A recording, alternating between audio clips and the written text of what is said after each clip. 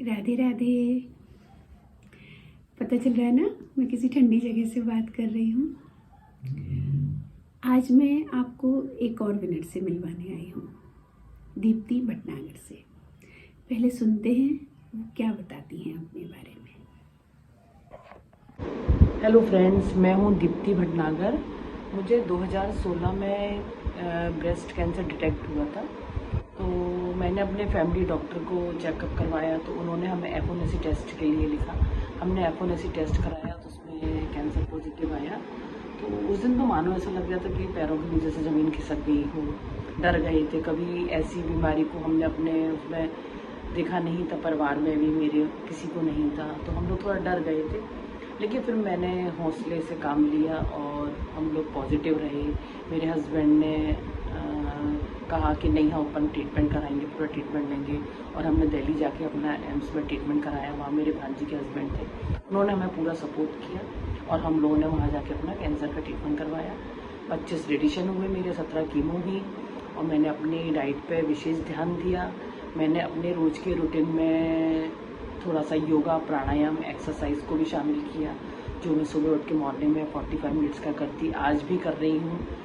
और उसी से मेरे मन में एक पॉजिटिव थॉट बना रहा कि नहीं, मैं जीतूंगी इस लड़ाई को और मुझे कैंसर को हराना है और जीत के आप सब लोगों के सामने आना है। और मैं आज सब लोगों को यही बोलना चाहूँगी कि हम अपने माइंड में पॉजिटिव रहें और अपनी सोच को अंदर अपनी निगेटिव बिल्कुल नहीं आने दें। हम ये मन में ठान लें कि हमें ठीक होना ही है, तो हमारे डॉक्टर की दवाइयाँ भी हम पे असर करती हैं और हम लोग जल्दी ठीक हो जाते हैं। आज मैं अपने सारे दोस्तों फ्रेंड्सों को यही बोलना चाहूँगी कि कैंसर से डरे नहीं, लड़ें और डटकर सामना करें। हम भी ठीक हुए हैं, हम भी आज अपनी ज़िंदगी में वापस आए। आप सब लोग भी जल्दी ठीक होकर वापस आएंगे। इसलिए कैंसर को एक खतरनाक बीमारी या जानलेवा ना समझें। आजकल साइंस ने इतना वो कर लिया है, तो इसका भी ट्रीटमेंट हो रहा है। इसलिए माइंड में पॉजिटिव रह के अपना ट्रीटमेंट कराएं, स्वस्थ रहें, आप अपनी लाइफ में फिर से जी सकते हैं। Thank you so much.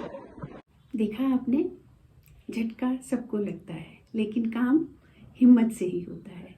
कितने अच्छे से उन्होंने अपने बारे में बताया हमें। और वो अब पेशेंट्स की काउंसलिंग भी करती हैं, उनके घर भी जाती हैं। हम सभी के पास कॉल्स आते हैं और हम पूरी कोशिश करते हैं कि हम उनके लिए कुछ भी कर पाएँ, और वो हम करते हैं।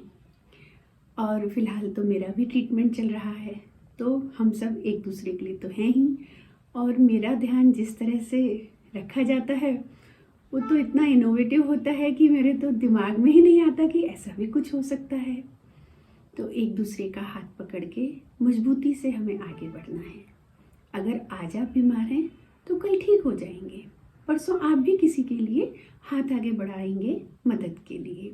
क्योंकि आज मेडिकल साइंस इतनी एडवांस हो गई है कि समय पर पता लगने पर बहुत अच्छे से ट्रीटमेंट हो भी सकता है और हम पूरी तरह से ठीक हो सकते हैं।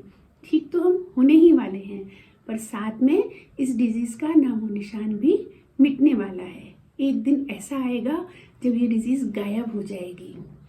हमारे बच्चे अपने बच्चों को कहानियों में सुनाएंगे कि ऐसी ऐसी एक बीमारी होती थी जो तुम्हारी दादी ने, नानी ने फेस करी, उनको बहुत तकलीफ होती थी, लेकिन अब ये यहाँ नहीं है इस दुनिया में और गायब हो चुकी है।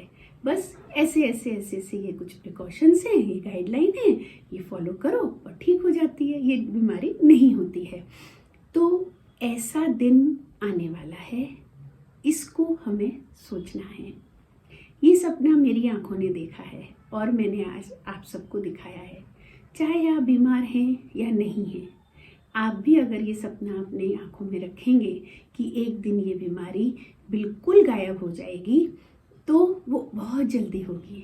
क्योंकि हम सबको पता है कि ग्रुप प्रेयर्स में कितना वजन होता है, कितना उसका असर होता है। ऐसे ही जब हम सब मिलकर खुली आंख से ये सपना देखेंगे तो ये भी ज़रूर सच होने ही वाला है।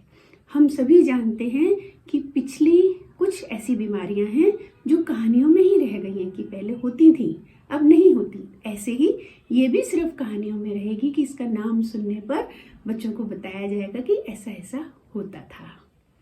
तो ऐसा ही करने वाले हैं हम सब। हम दोनों को पूरा सुनने के लिए आपका बहुत बहुत धन्यवाद। राधे राधे।